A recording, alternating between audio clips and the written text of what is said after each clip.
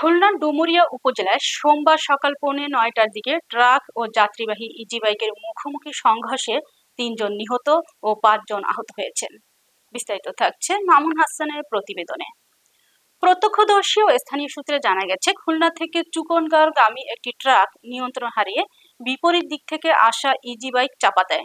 এতে ঘটনাস্থলেই নিহত হন রিনা খাতুন এবং বাগদারি গ্রামের মোহাম্মদ রুস্তম আলী খান।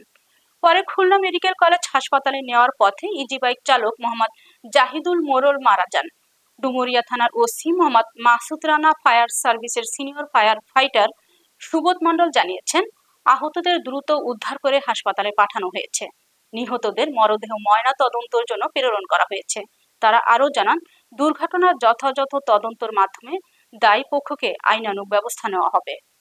একটি পিকআপ গাড়ি খুলনার দিক হইতে ডুমুরিয়ার দিকে যাচ্ছিল এবং একটি ইজি বাইক সে যাত্রী নিয়ে ডুমুরিয়ার দিক হইতে খুলনার দিকে যাচ্ছিল। ঝিলিরডাঙ্গা নামক স্থানে বিপিন বিশ্বাসের বাড়ি সংলগ্ন হাইওয়ে রোডে এই সড়ক দুর্ঘটনা ঘটে। এই দুর্ঘটনায় ৩ জন মারা গেছে মর্মে আমরা জানতে পেরেছি, আর ৭-৮ জন বিভিন্ন চিকিৎসা কেন্দ্রে চিকিৎসাধীন আছে। রাস্তার গাড়ি চলাচল স্বাভাবিক আছে।